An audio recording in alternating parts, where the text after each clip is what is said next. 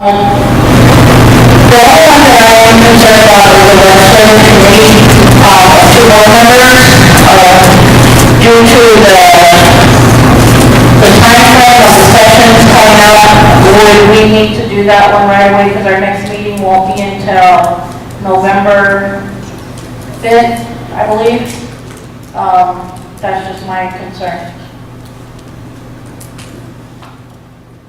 Mr. Hyde, what's the soonest we could get together, like this week, or legally get together to where we could actually vote to do this, where we have all 5 of us together? I won't be here for after tonight again, until the end of the month, until the 1st of November. Vice President Mortensen, members of the board, this is Manolito. I guess there's 2 questions here. One is, will that stall us with respect to our legislative agenda?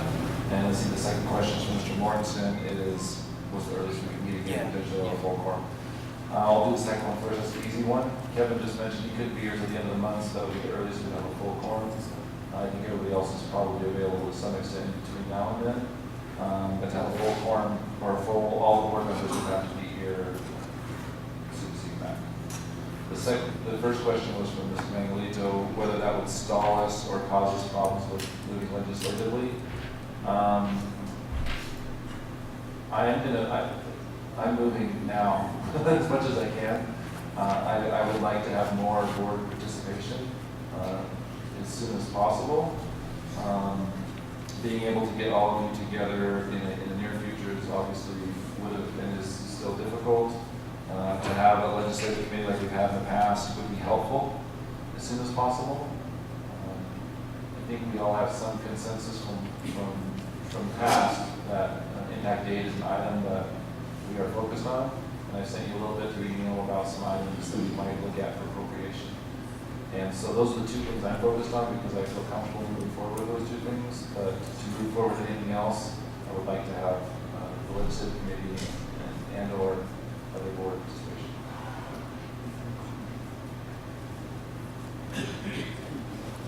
So I would like to go ahead and ask motion and party, Mr. Shaw, that we go ahead and do the legislative committee 2 board members tonight, and we can do the budget committee till November next meeting.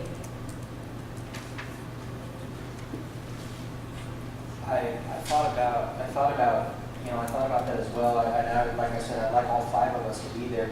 Kevin, would you be available for like a phone conference if we put something together during the day where all 5 of us could talk and discuss it? I don't know, it's real hard. I'm doing a project and I just never know when I'm going to be busy and when I'm not going to be busy.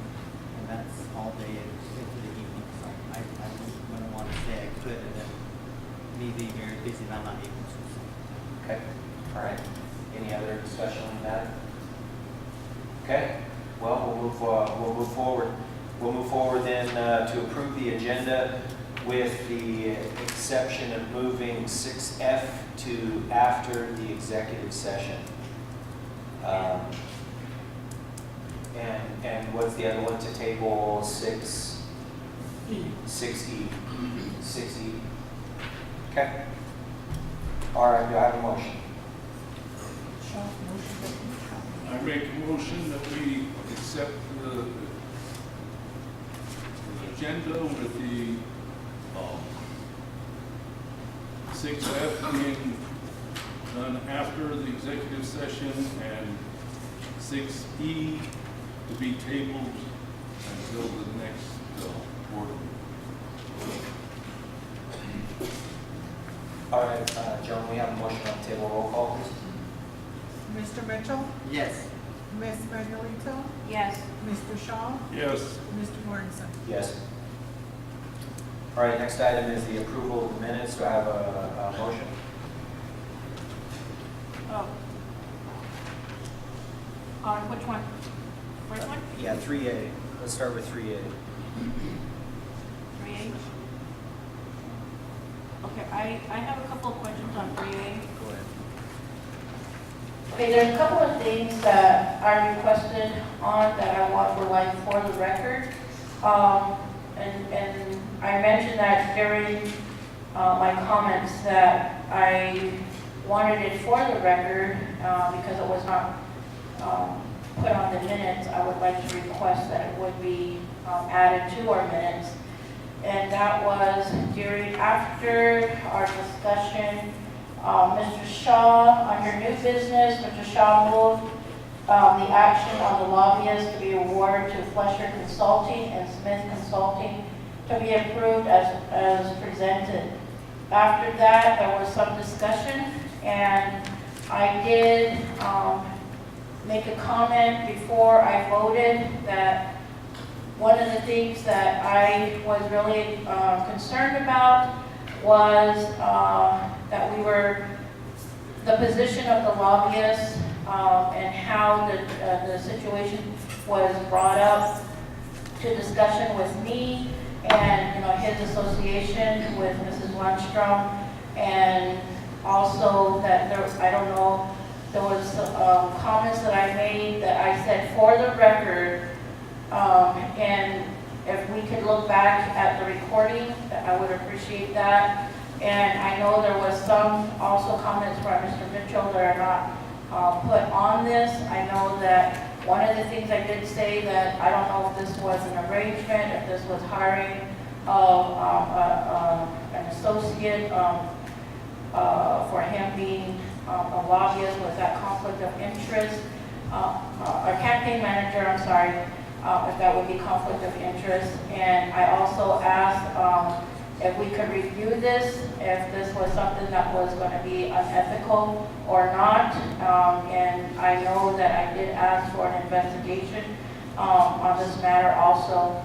So I just would like all that for the record, because I want our constituents to know that I feel uncomfortable about it. I know that we have another board member that felt uncomfortable about the way this was set up of hiring and putting the contract out there so quickly after I met with Mr. Fletcher at one of the meetings. I know also that another incident happened after our conversation concluded, the vote was done.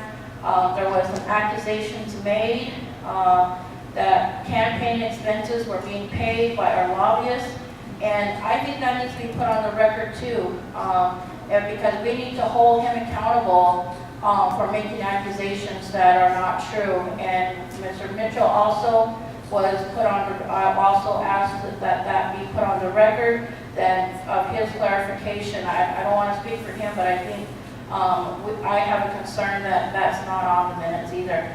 Other than that, I would go, if we could add those, I motion to approve with the additions.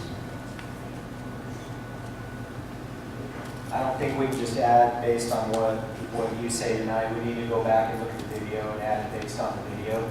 And so let's go ahead and hold off on the approval of 3A. And how about do we have a motion on 3B? Is that all right if we do that, Andy? Well, we can amend those minutes based on the video. And I ask the board members, please don't use this time to editorialize about what you think people meant and what you think you meant. It's on video, so it's easy to go back. Just ask for the minutes to be amended and don't go into some long thing. Well, Is there a problem with, is there any problem? Do I have a motion for 3B? Mr. President, I No, think when we do asked we have a for motion that- for 3B, please? No. You asked for 3A to be I know, but fixed, and we'll we do it need according to the know that video. They need to know what we're asking That's for. fine. Maybe That's if fine. they watch the video, they don't know what we're Listen, asking for. Mr. Mitchell, we have a video, we can go back and look at it, and we Yes. can restate the minutes. There's no need for you to go on and on and on and on about what you think you meant and what you No. think somebody else meant. We have it on video. That's it. They need to know just what we're asking for. Do I have a motion for 3B, please? I so move that we approve the minutes of the September 27th special meeting. Joan, we have a motion on the table to approve the item 3B, the September 27, 2018 minutes. Roll call, please. Mr. Mitchell? Joan, can I have a clarification, please? I'm sorry. There was a motion to table 3A, and we have not voted on that.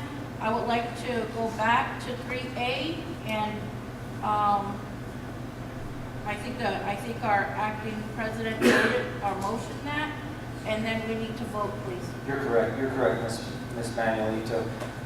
So the motion is 3A to table until the next meeting to restate the minutes. And let's start with that one, please, roll call. Mr. Mitchell? Yes. Ms. Manuelito? Yes. Mr. Shaw? Yes. Mr. Morrison? Yes. The next motion that was on the table was by Mr. Shaw to approve 3B, September 27, 2018 minutes. Roll call, please. Mr. Mitchell? Yes. Ms. Manuelito? Yes. Mr. Shaw? Yes. Mr. Morrison? Yes. The next item is number 4, approval of consent agenda items. Are there any questions from the board members about any of the items in the consent I do. agenda? Yes, thank you. I have a couple of questions, Giovanna, on the printout of our financial report. On the first page, under 1, those funds that have increased, are those just funds that we received that increasing those in those areas, or are they transfers? How are we getting those increase, like the $490,000? Are we all sharing one? Yeah, we're sharing Okay. one. And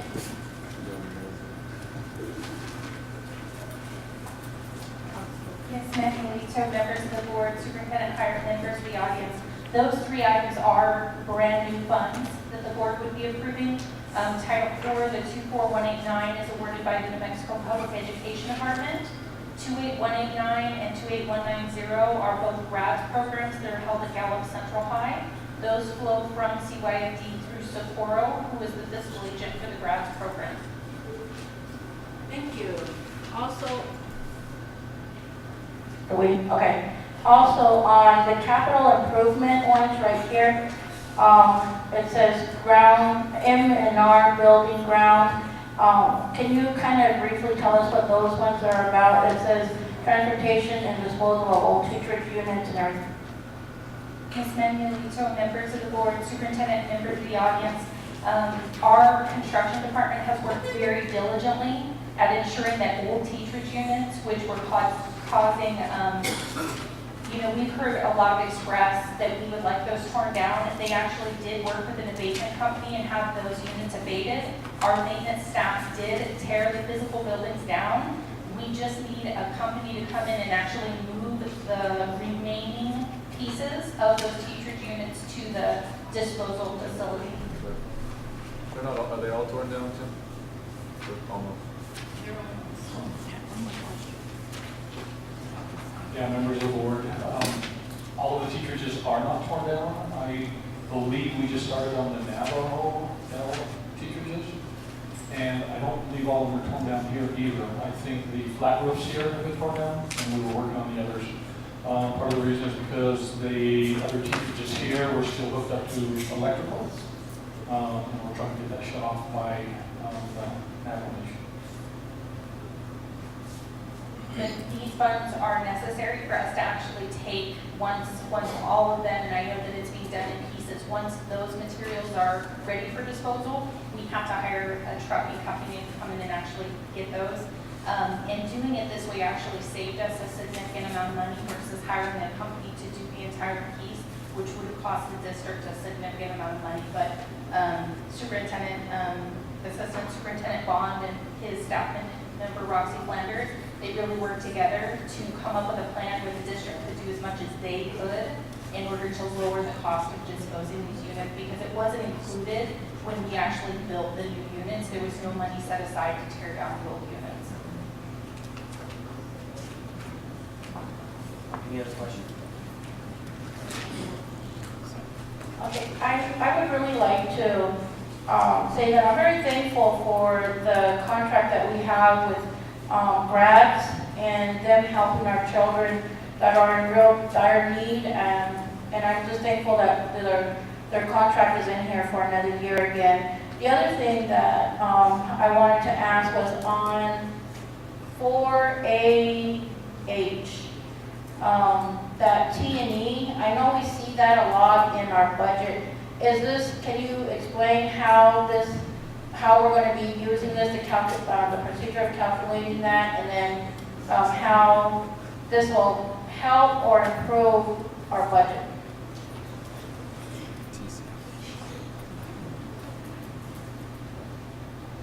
Member Manuelito, to members of the board, Superintendent Hyde, members of the audience, I may ask Assistant Superintendent Bond to assist me with this if necessary. But essentially, the Training and Experience Index was modified last legislative session. There was the introduction of a new teacher cost index. And so part of that legislation is that they're changing the way the training and experience is calculated, where it used to include ancillary staff, teachers, guidance counselors. It's just going to include teachers, but it's going to be phased in through 2020. And so part of this new legislation, this new process, is that the state wanted to see written procedures from districts from what they were doing. So what you have in front of you is a formalization of what the personnel office does basically all of the time on a routine basis to ensure that we're placing individuals on the appropriate payment salary schedule. They're formalizing that into a policy. And that's part of that change with that legislative change. The Training and Experience Index is a key component of the funding formula itself. It is one of the multipliers within the funding formula. And how exactly this new change is going to work out over the next multiple years, we shall wait to see. We have some estimates, but you never know until it actually arrives. Thank you, Giovanna. Mr. President, I have a question on C. Yes, sir. Yes, sir. I was just kind of wondering, we're going to be renewing the contract for the grad child care. I know we did it last year, and I was just kind of wanting to see if anybody had information on how well the program is actually going, how many students and children we actually helped. Just to give them kind of an update of, you know, the program itself and how it's going, and, you know.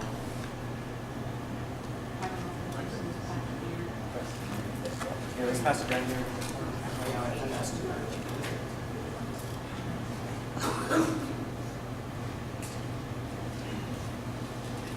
Members of the board, Mr. Mitchell, to give you some more specifics on the actual numbers, I can bring that to you next time.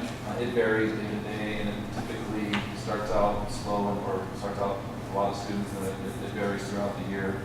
Last year I can't speak to exactly the numbers that we have for this year, but we've typically had between 6 to 10 students or children in that program. And so we have really worked, it's not a program that is completely funded, and so we did do a lot of work, and I can speak more to that next time, give you some more details. We are trying to become more cost effective with that particular program because we do have to use operational funds to support it. The funds that come through CYFD do not cover all the costs.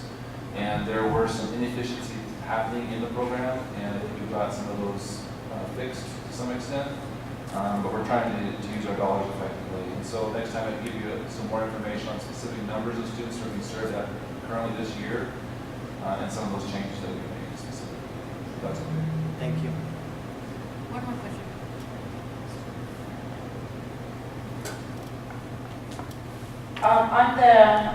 On your leadership training, I know that the University of Virginia used to help co-chair or help pay for that training.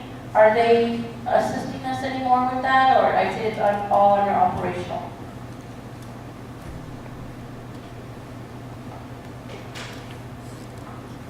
Members of the board, Mrs. Manuelito, there are some costs that we will pay for this. It is funded, there's a philanthropist that's actually funding this opportunity. It's not coming through the same lines of funding that it was in the past. So this is kind of a new initiative to look at two districts to get together to see what kind of work can be done, two successful districts as far as moving students forward in proficiency, and having them work together to see what kind of work could be done better to improve outcomes and improve turnaround initiatives for schools. And so we were selected among many different districts to be a part of this, but it does come with a cost. The philanthropist said, we want the district to have some buy-in and some meat in the game. And philanthropists typically do that. They don't typically fund it completely because they want you to have some ownership of that cost also, but it is a small portion compared to how much it costs total. I can email you guys the actual specific cost total that's being funded by the philanthropist versus what the school district is.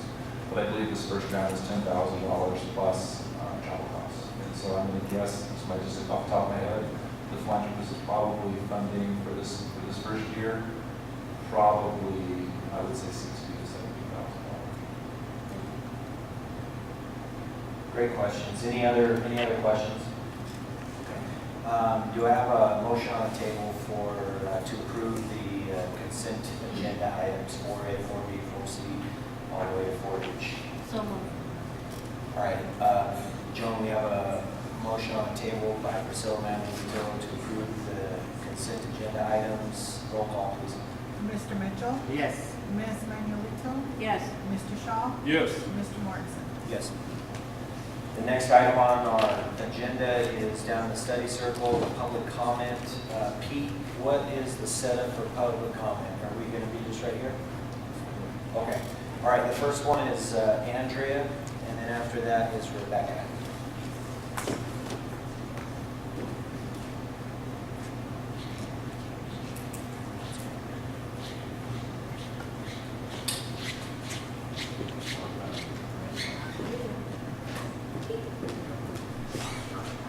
Okay, good evening, school board members, superintendent, Mr. Hyatt, audience. Okay, the things I'd like to talk about, first off, as far as, I always,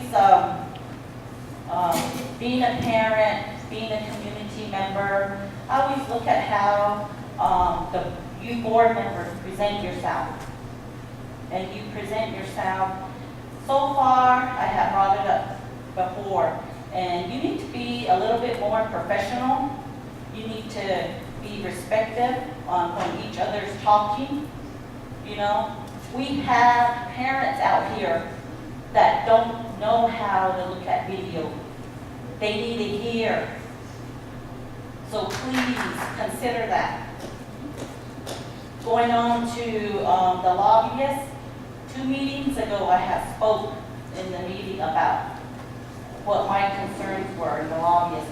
Last meeting, I couldn't make it due to working late and stuff, but I did watch the video. Okay?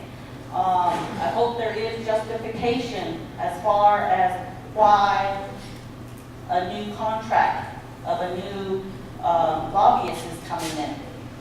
To me, it's just all for personal gain. There better be just cause, you know? And you guys don't realize how it's a domino effect going down to who watches the video. I mean, do you guys all know who watches the video out there? I don't think so. And it does go down to our kids, our children, the schools, the students. They sit there, they communicate with the grandparents in the Navajo language discussing what was on the video and stuff. My daughter has, she's taking a college course in sociology. She had to write a paper over the weekend. She sent it, and she came to me last evening. She told me, I got a 19 out of 20 on my paper. And I'm like, great. What did you write about? I had to write a half sheet of paper about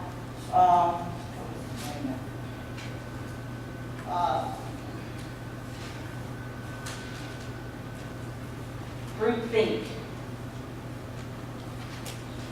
And I said, wow. And she said, I talked about our school board. I'm like, oh my gosh. And I said, I hope you didn't name the school board. And she said, no. And I thought, okay. And she said, that was my subject. And I said, why? Can you elaborate? Because I go to these school board meetings when I see on the agenda there's something, or especially when it's about my school. And to me, right now, she had wrote on her paper,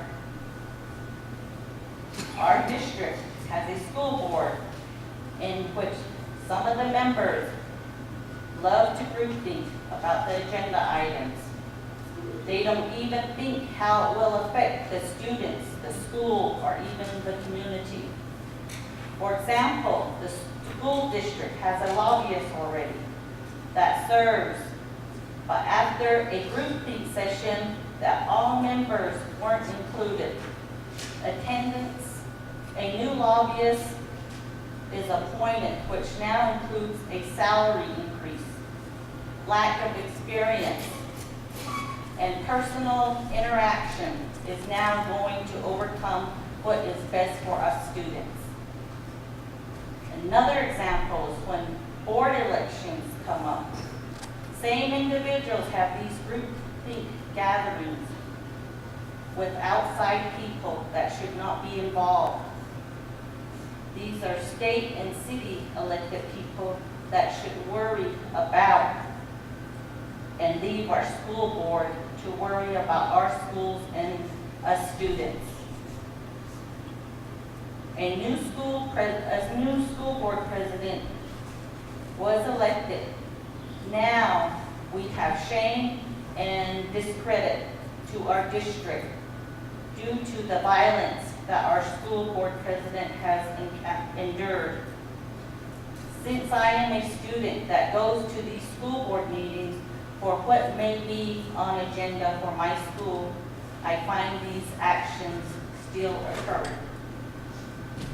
Can you believe that coming from one of our students from Gallup McKinley County? That's not good at all. I think you need to think about all this and stuff. And the main person that needed to hear this is in here. Thank you. Oh, one more thing. Impact.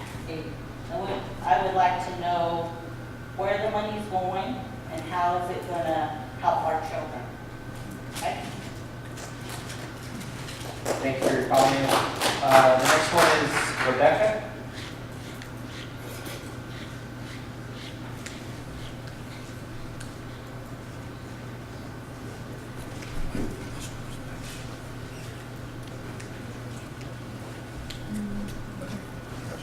Good evening, board members. Is this one?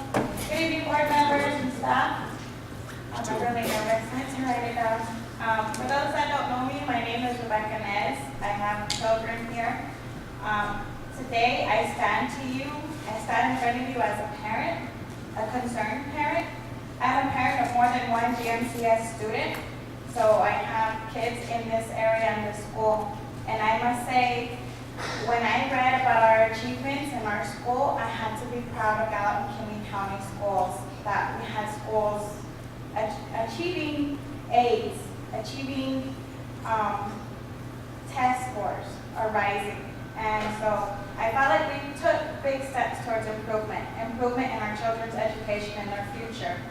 Our students and our children have to overcome so much before graduation, such as passing classes, sports, expectations from teachers and parents, and not to mention bullying.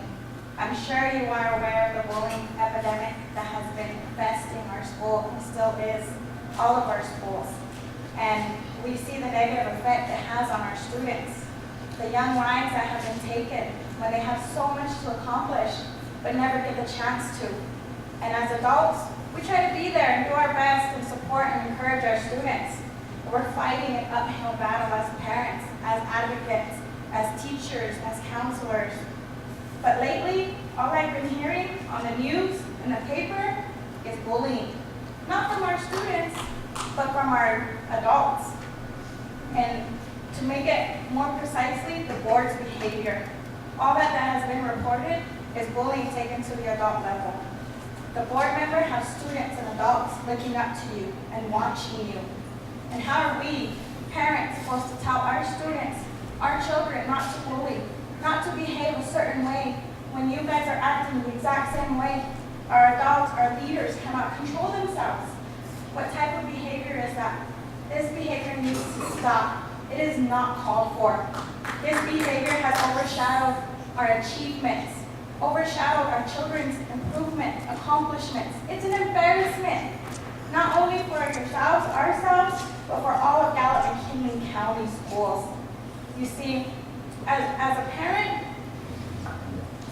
I got selected to be on the Navajo Nation New Mexico PED. I gathered in Albuquerque with teachers and other parents. When it came to my turn to introduce myself, I got as far as who I am and where I came from before I was interrupted and asked about my board's behavior, my board's, what they were doing. Can you imagine my embarrassment? Can you imagine how ashamed I felt? Not once did they ask, Raymond got an A, how was that achieved? Tohatchi's children's grades, test levels, advanced, how was that achieved? No, I got asked about my board behavior. You see, so even the Secretary of State pulled me aside and asked about the board. So, you know, I'm a bit ashamed. You were all voted into these positions by your parents, and I can guarantee you that you were not voted in to bully one another. I can guarantee you that you were not voted in to create a hostile environment. You were voted in to ensure our children, our students' education future, to use that energy to battle bullying on this campus, on the elementary campus, on the middle school campus, because that's what it needs. That's what it needs. Don't bring politics into our children, my children's future, my children's education.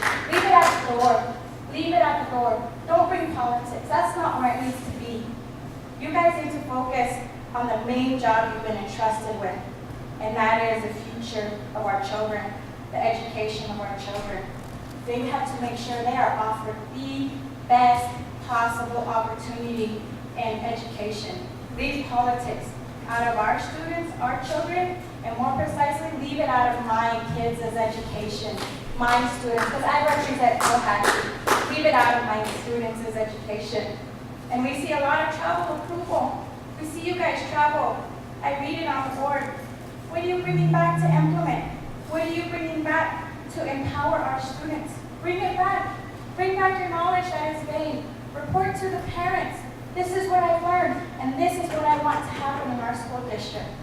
And that's so, and please try to remember why you were put in that position, why you wanted to be on the board. I hope and I pray that it's for the future of our children.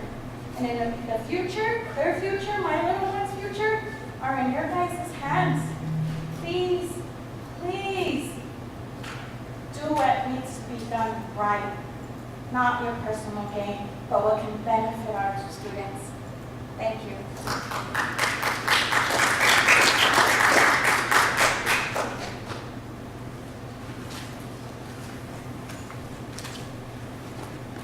Thank you for the public comment. We appreciate it.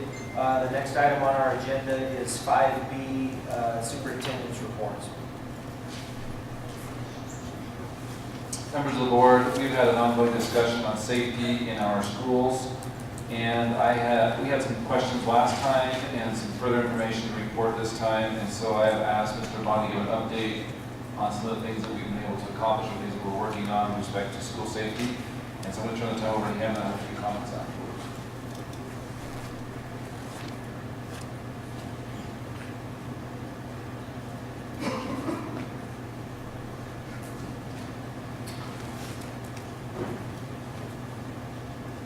Board Vice President, Mr. Hyatt, the members of the board. Just want to talk a little bit, report to you on 3 different issues and then be open for questions. The 3 different issues is one of them is district security team and how that's functioning. Also want to report a little bit on the Honeywell project and all of the equipment and things that we are getting in our schools for safety. as well as a state application for money surrounding security. So let me talk a little bit about the first one, our security team. Mr. Ben Chavez is the coordinator of our safety and security team. This team meets at least once a month, sometimes more often than that, depending on the need. This team includes members from the McKinley County Emergency Response Team, the Health State Department, Sheriff's Office, Navajo Police, State Police, and also our City Police, as well as folks in Central Office.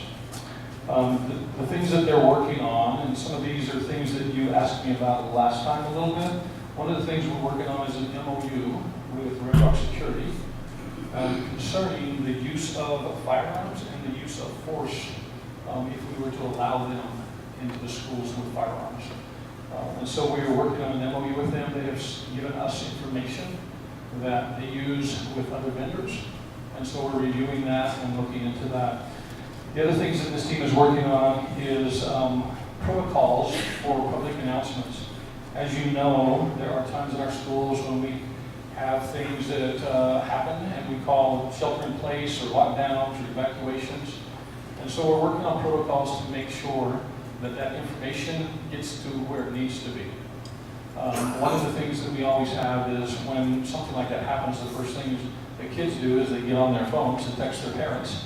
And then their parents begin to call the school or central office. And so we're working on a protocol where we will communicate to the parents when we go into shelter in place. That will go out on a Power School announcement via phone, as well as text messages. And so we're hoping to get that in place to communicate with parents, as well as have the school communicate with us in central office. There are other people that we need to communicate with. Things like, or people like the city, the officers, as well as even our bus transportation. Because there's been times when we've been in shelter in place or lockdown and school's out. And so we can't have buses come on campus and things like that. So we're trying to get all these protocols in place so that we can communicate to those people that we need to, as well as get that information out to the folks in the community. Part of the other things that we're working on is what we call a rally point. So if we ever do have to evacuate a building, now this could be for shootings, or it could be just that one of our furnaces malfunctions and fills the building with smoke. But what we have is we're having the security team as well as our transportation director find a point close to the building where kids can exit, and there where we can check to make sure that they're all out of the building safe and those sorts of things. Now, we call that a rally point. We also have what's called a reunification point. This rally point has to be a place where we can get buses into in case there was an actual shooting or something like that and we need to move kids completely off-site. And so we're designating those places as well in our safety plans and working to make sure that we have all of that in place as soon as possible. Any questions that I could answer concerning that item? Or anything that I may have missed that you were wondering about? Mr. Mitchell. I have a couple of questions. First question is, on our new schools that are being built, are we doing the added costs for security that the state does not do for those buildings and have them put in place while the building's being built, rather than us going around after, like we did to all the other ones? Okay, that is kind of along the lines of my Honeywell presentation, but yes. Right now, we are in the process of building Lincoln, and we have the internet services coming in there as well, and we will have Honeywell put in security cameras. And so, yes, that is part of the project. I am not sure. I would have to find out whether or not the state matches that. At this point, I don't believe they do, but they're in the process of looking at those sorts of things. Because they are giving out money to try and fix some of these things in other buildings that are already built.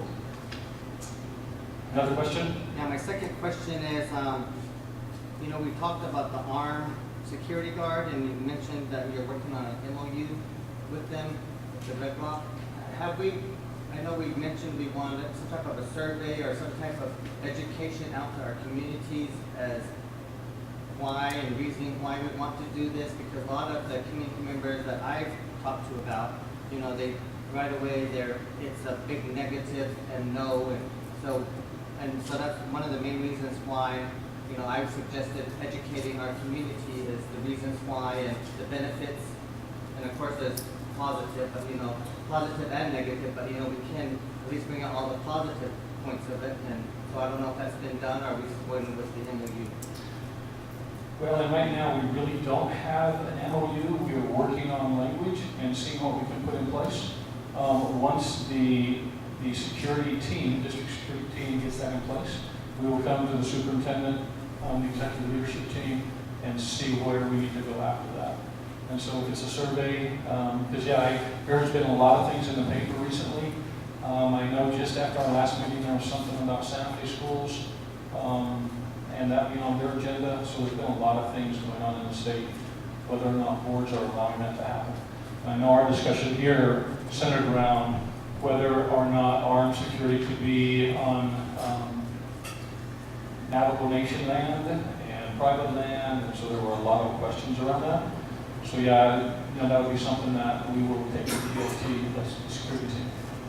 If that's something we need to do, we will do that before we bring it back to the board. Okay? I have a Ms. couple. Manuelito? That was my concern also, was getting a survey out to our community to get their input. So I'd really like to see that implemented, and see where we can go with that and get the information, see where our parents think about that. I know we're discussing it here, and I think we do the budget survey, if we could send that out, that would, if you guys would come up with some questions on how we can put that into effect, I think that would be great. The other thing I wanted to mention is, during our Region 1 meeting, we had some people come out, and one of the individuals that came out was Kurt Carpenter, the superintendent for Aztec, and he did a presentation, or he wants to do a presentation on active shooter training for board members. And I think that, I know he's proposing it, but I don't see why we can't act on that ourselves sooner. Just due to, of course, the violence that is happening, that we need to be prepared in those areas during a board meeting. And that is one thing that he's pushing, and I think that we should really, he wants to get together and do like all the regions get together and do that training, but I think if we can do it sooner and learn more about it, I think that would be great. How would we, in our board meeting, what are the precautions that we need to take to protect our audience, that our parents that come out to these meetings due to that kind of incident. So I just wanted to mention that. I'll give more report on our Region 1 meeting, but I just also wanted to mention that. Okay, thank you. We will take that back to the district security team as well. Going on to our Honeywell project. This is the project in the company that is installing all the cameras. We call them AI phones. You may have been to some schools where the front door is locked. You actually have to push a button, and then you either talk to them or they come on and say where you need it. The secretary of the office actually can see video of you, and so they either let you in or they don't, depending on who they may think that is or who you identify yourself as. We had actually 3 phases going with Honeywell. Phase 1 was actually the cameras across all of the district, as well as these AI phones at all of our elementary schools. And that project is complete. We continue to have little glitches here and there, but we do have one member of our team in technology that is assigned specifically to the cameras and the AI phones to try and make sure that they are working at all times. Our Phase 2 project was actually additional cameras in our secondary schools. So we've added a number of cameras there, as well as trying to upgrade some of our systems in the central office. Yeah, the card readers. So, yeah, there's actually card readers across all of our district. That was actually in Phase 1 as well, where teachers actually have a card to get into the building instead of keys. Again, we're working on that across the district. That is not in place everywhere, but it is getting there, and it is part of the project. The phase 2, again, there were additional cameras across our secondary schools. They already have cameras, but we were adding additional cameras. Like I said, as well as some security things at our student support center. That project is about 95% complete. I believe it's complete in all of the schools as far as the additional cameras. And they are not all working at this point. They're uploading software to get all of those cameras in all the secondary schools working. And so that will be done. I think, let's see, they had a completion date in their report. They actually say October the 12th, which was a couple of days ago. So I will have to look at that and make sure that that's all completed and up to date. Phase 3 was actually adding these AI phones. We did not have them at our secondary schools. And so it was adding these AI phones at all of our secondary schools, as well as we had left off Lincoln because it was going to be a new building. But we want something there in the old building until they get into the new building, as well as Roosevelt, because that one's going away at the end of the year. And through elementary, we're just getting started on that. So we've actually added AI phones to all 3 of those schools, knowing that when they move into the new schools, we will have the company transfer that AI phone from the old building to the new building, and we will have those things in place. That project is about 60% complete. The completion date, according to Honeywell, is November 31st to have all of those in and functioning properly. Any questions on that initiative? And then our last one. It's been a number of months ago, probably 3 months ago, that the state said they were setting aside, I don't remember how many millions of dollars that they said they were going to set aside to try and upgrade security systems in all of our schools. And what they did was they sent out an application for school districts to put together. And in this application, each school site had to go through a long list of things that they had to work through. So the school site had to do this inspection. And then we had 5 different teams from the PSCOC that came and then walked through those same buildings with the same inspection worksheet that they walked through with somebody at central office. So that was actually different eyes than the school site. There was a central office site with PSCOC. And then after that, they had to walk through that building with first responders. And so the school site had to find someone, either police, fire, or EMTs, to do this safety inspection of their school site as well. And so all of our schools went through those 3 things. We submitted applications. And what PSCOC did was they took these applications and they looked to see if these 3 different groups or teams kind of had some of the same things. And those are the things that they funded. They also had another way of funding just based on the needs of the school, where they ranked as far as buildings and those sorts of things. There were 288 applications across the state from 47 different districts, which would include our charter schools as well. Out of that, they funded 223 of the applications.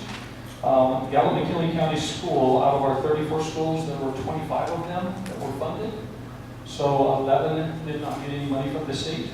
But about half of those are newer buildings that have a lot of the things already in them. We were actually funded almost $1 million out of the $16 million that the state had set aside for this project. And so we have things that will be going into our schools, anywhere from, let's see, there were 24 or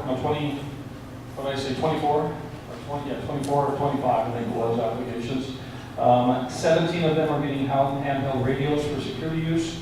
There's 11 of them that are getting fencing, so that it fences the entire campus.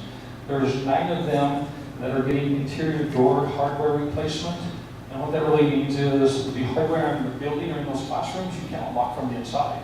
You have to lock them from the outside with a key, which doesn't do any good if there's an active shooter in the building. And so those will all be replaced in those 11 buildings where you can lock them from the inside. And so then it goes on down where there are 6 that were given site access control, which really means signage and things like that about who can come into the building and direction of traffic flow and things like that. There were 5 of them that got more cameras. There were 5 of them that got bulletproof glazing for office windows. So, and there's a few odds and ends that, just went out of our school, got some other things as well. But it's almost $1 million worth of security that we will be putting in our buildings. Whenever we get that award from the state, we will begin to work on that in the construction department. Other than that, I'm open for questions. I just want to say that, I'm very thankful for all the steps that administration and superintendent, you guys are all taking with all the security that's happening. I was approached by 2 different staff members from Rocky View, and they are very, very pleased, and they said, they feel so much safer with what steps you guys are taking as far as, I guess, like you were saying, they have to use something to even open the front door, they can't just come in no more, and so they're very happy with that. So I'd like to thank administration, Mr. Hyatt, with all what you're trying to increase in security for our students and our schools and staff. Thank you. Thank you. We'll also, when we get all these protocols in place with our district security team, we will be training all our principals so that they know exactly who to communicate with, when to call the shelter in places and things like that. So hopefully we'll have that in place in the next couple of months, all of these initiatives. Thank you. Any other questions? Thank you. Thank you. Thank you, Mr. Barker. You have any questions?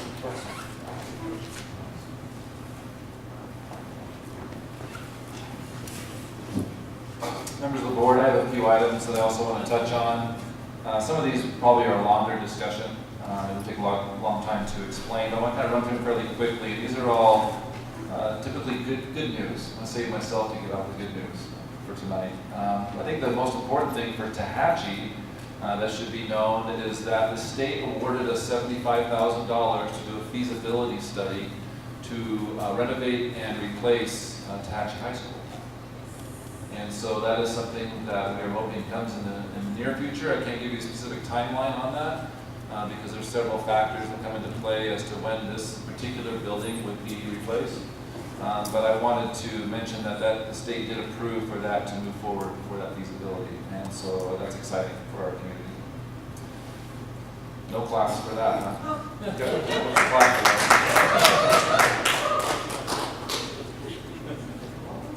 They're tired.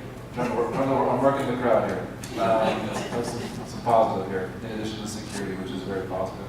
Also, this morning we found out for the board, you're intimately involved in this, in that Tohatchi was approved by the state for sale. So as you know, we had to approve it ourselves, go through the process, find a buyer, and then the state had to approve it. So the state this morning we found out did approve in the meeting. Mr. Bond was a part of that meeting. So we're on, we have to go green light to finalize that purchase or that sale.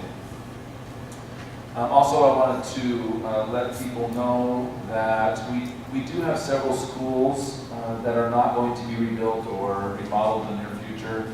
And so we have allocated other resources. Mr. Bond, maybe have to correct me if I say this wrong. But we went through our schools that won't be replaced for a while, except for this one, and did some renovation to improve the appearance from the outside for the community and for the students, but also add new furniture on the inside for several schools in our county especially that are not going to be replaced for a while. And so we have finished, I believe, painting the outside of Crown Point High School, along with replacing the furniture, much of the furniture in Crown Point High School, along with Baru High School, and we're working on Navajo Pine. And I believe that Tohatchi also we didn't get new furniture to you because you're going to get a new school. So, but you will get new furniture as a part of that process. So we were going to do Tohatchi High until we found out that we had a chance to possibly replace it in the near future. So that's exciting for those communities. We had some schools that I believe were an eyesore, and I think it makes for a better environment when you have not only good systems and heating that we're working on, but also the exterior and interior furniture for our students. Mr. Hyatt, do we have an update on our sign that's out of the road that doesn't work? I know you were looking into it. Yeah, I can give you a quick update that we are actually, maintenance has already come out to look at it. We're talking about moving it closer to the road, and the coating inside, we're trying to figure out if we can get the coating to recoat the system so it'll work, or if it needs to be replaced. As I was driving by, we were actually talking about it during that time also, looking looking back, it looks like somebody threw a rock or did something on the backside of that sign. And so we need to make sure that it's a sign that can't be fixed. If not, we'll look at replacing it. But moving it closer to the road so people can see when they drive by. Thank you. Thank you, Mr. Mitchell, for letting us know about that issue also. A couple other items. Sure, Mrs. Manuelito. Even though I appreciate the building for Through High being repainted, one of my biggest complaints for Through High, and I don't know where it is on the list of getting a new school, but it is hot in there during the summer and cold during the winter. And I've been attending a lot of different games from basketball to volleyball, and that gym is very, very hot, and I don't know what we can do to assist them. And I mean, at some point, some of the teachers and the kids, like even just a fan to bring in to circulate the air and helping them in that way. I don't know what we can do, but I know winter's coming, and it just seems like, you know, we're expecting them to learn, but in an uncomfortable position. I mean, how is that going to happen and them to meet their academic highs? So I'm just really still concerned about that. I don't know where it is on the list, but I don't know if there's something we can do, minor repairs or something. Ms. Manuelito, as a reminder, we have over $100 million worth of work that needs to be done in our school district that we do not have the money for. And so we are doing our best to prioritize what's most important as far as buildings that we can renovate. With their heating system specifically, and cooling, we've done one school, we have 2 on the list next. We understand that there are probably other problems in this building. That gym over there is way too hot. Those that have been a part of that a game there, it's a similar situation. And that's the problem, is we have several systems that are so old that trying to keep up or to replace them is a significant amount of money. That doesn't mean that we don't have areas in which we can improve in, but we can definitely look at. I have not heard specifically about Peru. I've heard about Crown Point a little bit this week. Also Tohatchi High School. We're ordering some parts for some of the heating systems here in this school, but we will definitely have Mr. Long look it through right away. Sometimes we literally have to turn off the heating or turn it off, on or off during games and things like that at certain times, because the controls that are in place for those systems don't work. And again, there's easily over it. We actually factored out and figured about $150 million worth of improvements that we need in our school system because of things that are breaking down. And that kind of ties back to impact aid, property tax, and things like that that we are suing the state over. So How does that work with the buildings that are actually controlled from central office as far as heating and air? I mean, do they control some of the buildings? I know at Tohatchi Elementary, and you know, it's all controlled from Gallup. How does that work when we don't have anybody in those schools that can say, okay, it's cold, it's hot? How do we regulate that? we set it, and then if there's a problem, we get a work order or a call. For example, I got a call or a notice this weekend that Crown Point High School had some rooms that were cold. I called maintenance. Maintenance yesterday went on the computer. They can adjust it in the central office for the temperature. And that's the way the heating systems are done this year. They're all automated through a computer-based system. They're not on the wall anymore where you flip the switch or you turn the dial. I'm not a super big fan of that. I prefer to have it on the wall because they seem to work better than the centralized automated systems.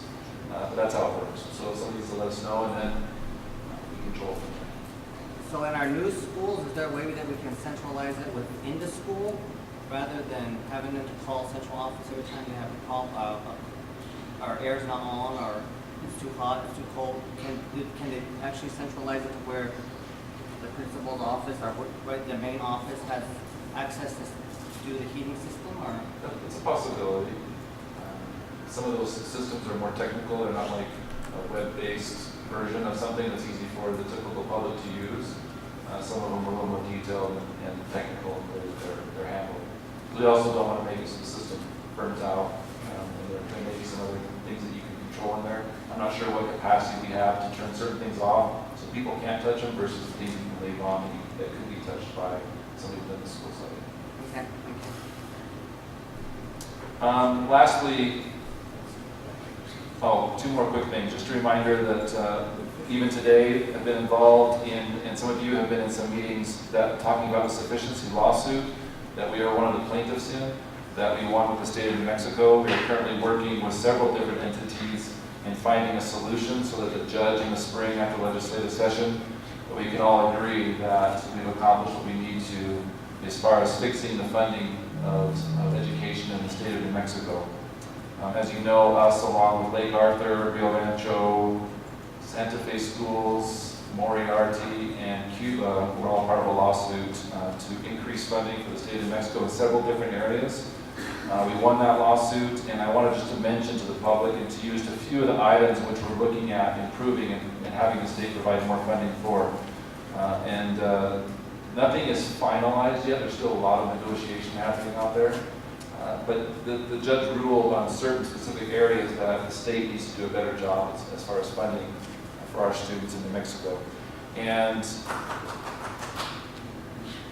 a good one to clap for also, thank you. And so we're excited to be a part of this process and be one of the plaintiffs that is a part of this. It's probably one of the biggest changes in New Mexico funding in many, many, many decades since the funding formula was put in place. But one of them is to restore the funding that was lost during the recession and more money for instructional materials, textbooks, and other supplies. Increased funding for at-risk students, and the students that are at risk in New Mexico are ones that have a high mobility rate, and they move around from school to school. They're English language learners, which our district's about 30% English language learners, and also for students that are economically disadvantaged or receive free or reduced lunch, which would be a lot of money for our district if that factor was changed, even a little bit in the state funding formula. But a few other areas I think are important for the public to hear about.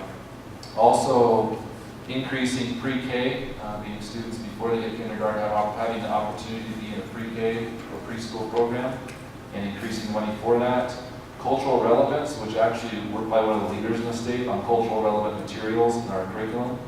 That's one of the items also. Social services, more money to better meet the holistic needs of students, social and emotional needs. Indian Education Act, which has never been completely funded, and that is a big piece of our lawsuit that we want to make sure was in there, to fully fund the Indian Education Act, which includes language revitalization and other areas of Indian education, along with bilingual education. Teacher and staff pay to be significantly increased, and also extra opportunities for professional development for staff during the school year. And so those are I know some of you have been in some meetings that have talked about some of these items, but I think the public needs to know some of the things that we're hoping that are outcomes from this lawsuit. And lastly, I just wanted to mention, we just came back with the high school principals at a National Career Pathways Conference that was back east. As we continually move forward, this year is a planning year for us. We've secured a consultant so that we can begin the process of implementing career pathways in schools. And that doesn't just mean career pathways, usually those are in high schools, but also involves career awareness for even elementary students and middle school students. So that when they hit high school, all students eventually will enter into a career pathway where they have a sequence of coursework or other core classes like English, Math, Social Studies, etc., that are using relevant materials in those classes to support the careers that our students are interested in. And so I use this as an example all the time. Let's say a student might be interested in becoming a nurse. Then we would provide a pathway for those students where they potentially get their CNA or Certified Nursing Assistant licensure or certification during their high school years, so that they can go right straight into the workforce as a nursing assistant, which actually pays pretty decent.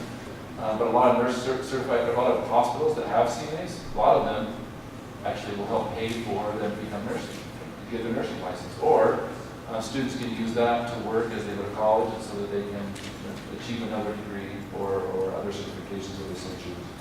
And so we're looking at ways, and we'll be doing a lot of work this year with our consultant in planning for next year. We hope next year to have some pilots for county and city schools, and then the year after have a more full implementation so that all students have an opportunity to receive training, experience, and relevant instruction towards the career that they want in their life. We wait too long, I think, across America to prepare students for careers. And so they graduate from high school, they don't have the skills that they need to enter the workforce. It's not like the old days. And so we're changing the way in which we do business in GMCS so we can better meet students' needs. And one of the big things I want to let you know about that I'm going to bring to you probably in the near future, one of the things that not only businesses in our county, but I found out this last week that this is not unique to us, but it's across the nation. Our students are leaving high school without employability skills. Whether it's a resume or communication, how to work in a team, time management, and all of those, in the industry they call those soft skills. And so I will likely be coming back to you and I'll give you some more information on this before I do it. But I would like to require, in some form or fashion, that all of our students at the high school level receive employability skills or soft skills coursework so that they're better prepared to enter the workforce. A lot of businesses are saying, we'll teach them the skills when they get here, but we need them to be ready to know how to be a good employee. And I think that we fail to do that. We teach the core, we teach the traditional way of teaching in our district, in most districts across the nation. We need to do a better job at getting those students ready to enter commerce or construction or whatever it might be that they're interested in, to make sure that they are employers aren't having to worry about what kind of employee they'll be, just worried about giving them those extra skills that they can be trained on. So those are just a few items I think that are exciting, things that we're passionate about. The board, you know about these things, you've been a part of some of these discussions and wanting us to move forward with career pathways, and so I appreciate you bringing these items and along with administration working together to move this forward. It is a part of our strategic plan. As I mentioned, we're working to finalize that here. A couple more meetings, I think we'll have it wrapped up. Bring that back to you for approval. So, any questions? Thank you. Thank you, Mr. Hyatt. The next section on our agenda here is board reports, notices of communication. We still have a pretty healthy amount of stuff to go on our agenda anyway. I can talk our fellow board members into abstaining from board reports tonight, or do you have something you really want to get out of your chest? I have a lot. All right. Thank you, board members. I've attended several different meetings on behalf of our district, and I want to continue to update our community members and yourselves of what's happening in the meetings that I've attended. The first one I would like to say is a big thank you to Dr. White and Mrs. Freeland for giving a report about Gallup McKinley County Schools to the Navajo Nation Board of Education. They brought the booklets that we have here in our board packet, and it talks about tribal education status report. Very informational, and our Navajo Nation greatly appreciated that. I did get a request from the HES committee if they could get a copy, if we could make some copies for them. They would really like to have that report. The second one is the groundbreaking for Thoreau Elementary. You guys did a fabulous job, and I'm so thankful that our children are getting a new elementary school after years of being in that and being in the old building. And I just wanted to thank Giovanna for the incentives you brought to our school, Terry and Vanessa, and superintendent, assistant superintendent, Mr. Hyatt, and our dignitaries that came out to celebrate that groundbreaking with us. I appreciate that very much. The next one I would like to touch upon is on the Region 1 meeting. I do have some handouts for you all to pass out. It deals with the Martinez lawsuit and the remedies that they're thinking about with the Martinez and also the Gazi lawsuit.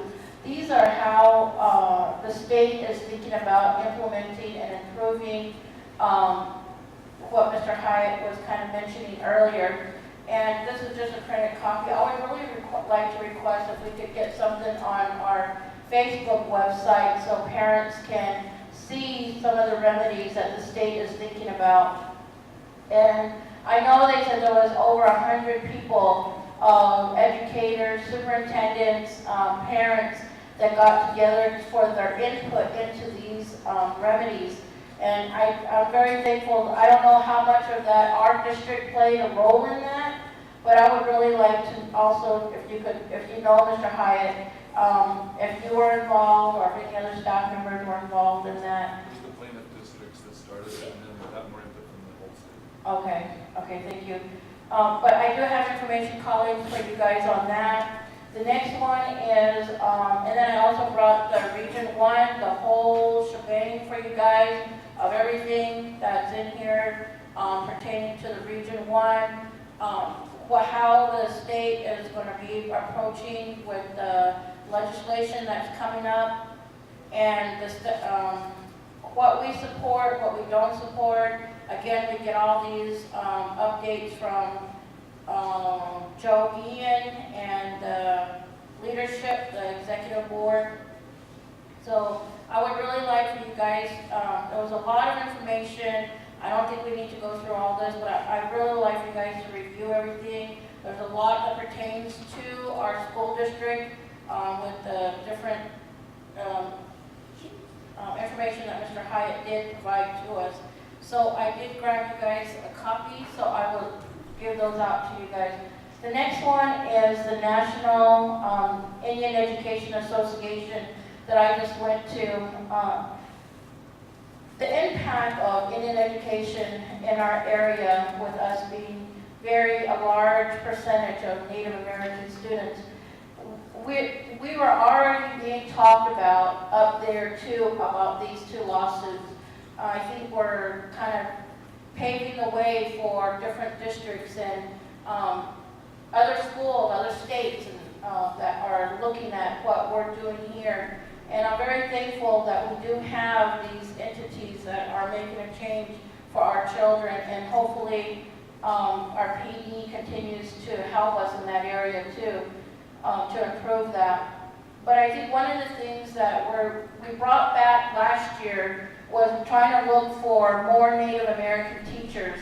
And at that time, we brought back a website from the NIDA that we could look into and actually have Native Americans apply on that website, but then they could see where all the positions were open. And I think we need more of that. I think we need a lot. They talked about building your own, growing your own, and different resources that we have. I know we have a long agenda. We got other things to talk about, but there was stuff on there on safety, what other tribes are doing, about the discussion that we're having about security and armed security, and the other thing was on the suicide preventions, mental health, and I think all of our children need to continue to be healthy, to continue to grow in their educational background. There was a lot of information also on career readiness, and I think a lot of that, our district, I was so happy to say everybody that talked about something, I was like, we are taking those steps already in that direction, and I think that's where we are very fortunate to have the leadership we have and the open-mindedness and people thinking outside the box to help our children. And so I'm very thankful that some of the sessions that we attended, it was nice to also see Vern Baya, Ms. Freeland there, some of our IEC parents were there, Ms. Moffitt was there, and just having them continue to grow and build and bring that information back. I'm really excited to share a lot of this with you guys, and I just wanted to mention those main key things, and thank you very much for this time.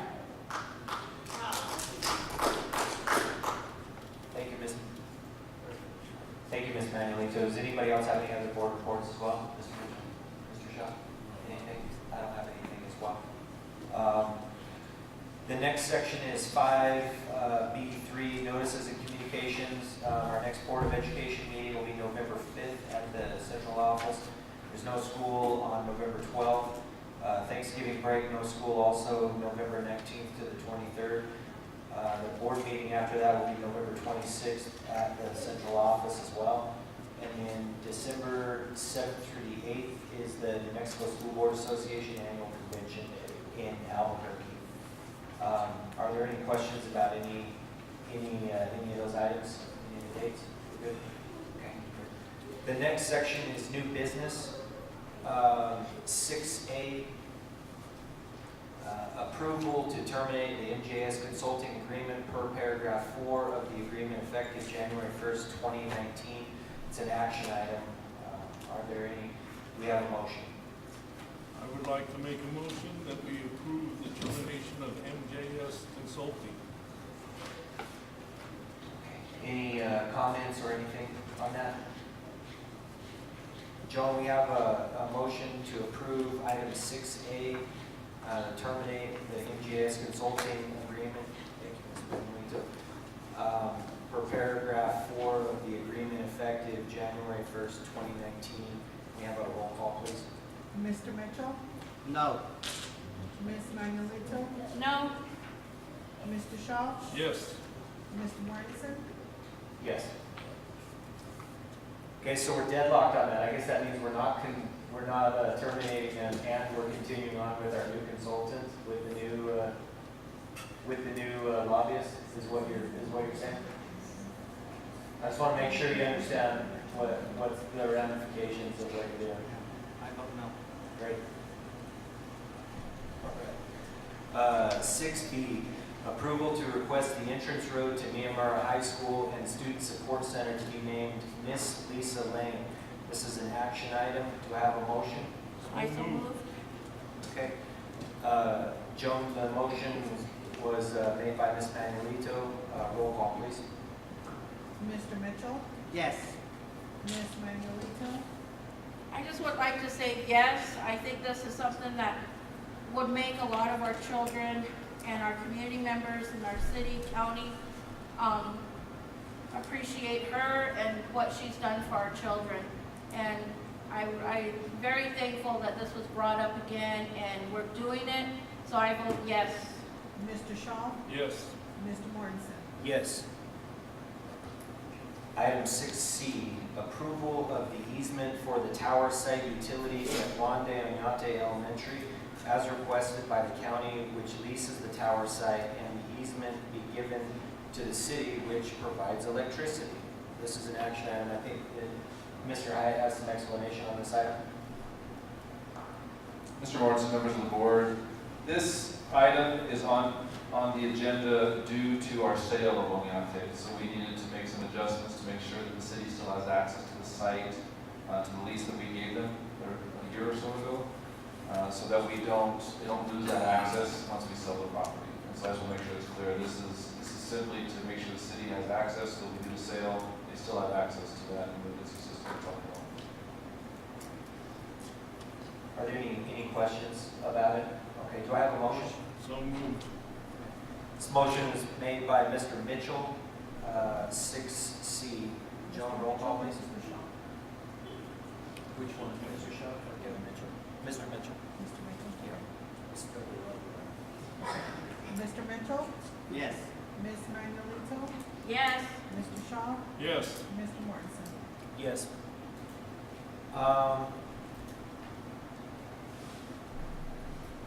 We voted to table 6E, so the last item here for action is, in this section, is 6D. Approval of naming 2 board members to serve on the legislative committee. This is an action item. Is there any discussion or nominations for this committee? I would like to nominate Charles Long and Chris Mortensen to the legislative committee. Are there any other motions? I wanted to nominate Ms. Manuelito and Mr. Mortensen. Okay, so we have, so far we have nominations for Mr. Mortensen, Mr. Long, and Ms. Manuelito. Those 3. Are there any other nominations? Charles Long, Chris Mortensen, and then Kevin nominated Chris Mortensen. Say, Does the board have to vote to actually do the first, and then you do the nominations. Okay. All right, that's, go ahead, I'm sorry. Mr. Sanchez, even if we've had the committee year after year, No, if you had it before. we've had it. Nominations. These are Just standing go, committees. just go, there's actually two motions. There's two nomination motions, so you have to go in order. Okay, let's do it in proper order. For those of you who don't know, Mr. Sanchez is our legal authority in these cases. All right, so the first action item is to name two board members to serve on the legislative committee, unless we want to change that to 3. So is there a motion? We can. We can't change it. Okay, so just to serve 2. One question that I do have is there something in writing or that Mr. Long is willing to do this position? If not, then I would like to request to have myself and Mortensen on the legislative committee if we don't have a confirmation from Mr. Long. I don't have anything in writing. I don't know if that's necessary, but let's. Yeah. Okay. Let's have a motion on the first one just to approve to nominate 2 members, and then we'll go from there with the Okay. nominations. So is there a So motion? moved. Mr. Shaw makes a motion to nominate 2 members to the legislative committee. Joan, roll call, please. Mr. Mitchell, Yes. Ms. Manuelito, Yes. Mr. Shaw, Yes. Mr. Mortensen. Yes. All right, now that we have that done, let's go name by name. We have 3 names to consider. The first one is Ms. Manuelito. Roll call, please, You're Joe. doing Ms. Manuelito first? Yes, Okay. sorry, does that throw you off? We can go with someone Oh, else. that's okay. Okay. Let's go with Ms. Manuelito first, please. Okay. Mr. Mitchell, Can you wait? Hold on, excuse me. If I understand your nominations on being parliamentarian, the nominations were in groups of 2. So you have to vote on the first set. The first motion was yeah, Mr. Long and Mortensen. and Mr. Mortensen. So we take a vote on that, and then it will be Ms. Manuelito and Mr. Mortensen will be your second vote. Okay, thank you, Mr. Sanchez. All right, so the first nomination is for Mr. Mortensen and Mr. Long. Let's go ahead. Do we have to entertain a motion for that, or can we just vote on that nomination? Just vote, you already got an opinion. Okay, so let's vote on that on that one. Joan, roll call, please. Mr. Long and Mr. Mortensen. Mr. Mitchell, No. Ms. Manuelito, No. Mr. Shaw, Yes. Mr. Mortensen. Yes. Now the next, Didn't hear it. Chris and, What'd you say? And you said the second one. Okay.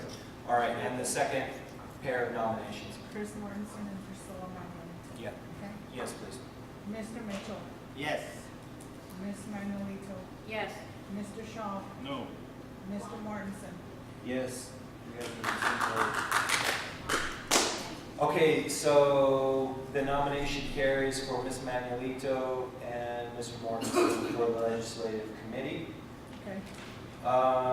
The budget committee, Before we yes, do sir. that, I just want clarification for the audience. The committee is advisory and gives recommendations to the board, right? The next item, 6E, has been tabled to the next meeting, and 6F has been moved to after executive session. So we'll go ahead and may I entertain a motion to move to executive session? So moved. Mr. Schaaf has presented a motion to move to executive session. Roll call, please. Mr. Mitchell, Yes. Ms. Manuelito, Yes. Mr. Shaw, Yes. Mr. Mortensen. Yes. 7:32. You go right there, way back to your left. They got some tacos on our way through.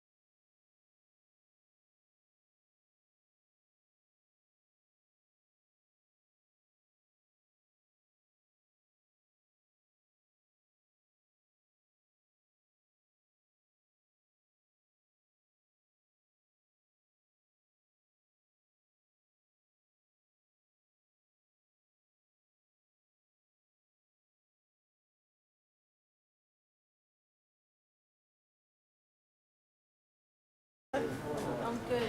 Priscilla Manuelito now.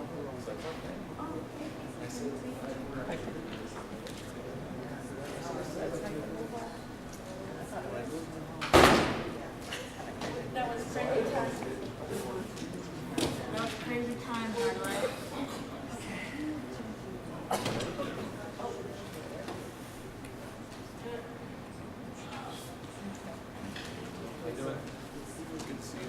Yes. Ladies and gentlemen, we're back from executive session. I would like to make a motion that we reconvene. Joan, there's been a motion to reconvene. It's 8:38 PM. Roll call, please.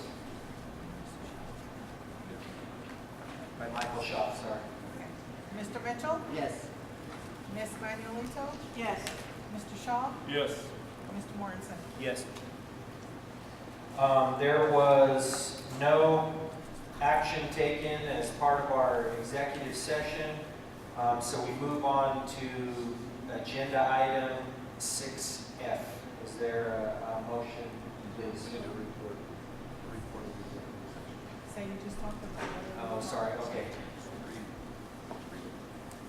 The report on the executive session, 7A, we had communications with legal counsel regarding pending or threatened litigation regarding an update to the board and discussion of strategy for pending IPRA lawsuit, charter school busing lawsuit, and charter school dance lawsuit, and providing the board with an update on status and strategy and discussion of grievances under CBA and threat of arbitration and discussion of legal ramification of issues arising from procurement for professional services as permitted under section 1015(1), page 7 of the New Mexico Open Meetings Act, and there was no action taken.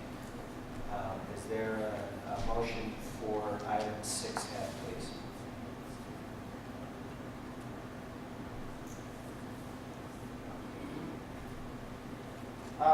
Mr. President, I would like to make a motion that we, as a board, properly ratify this beginning October 22nd, 2018, with approval from the board.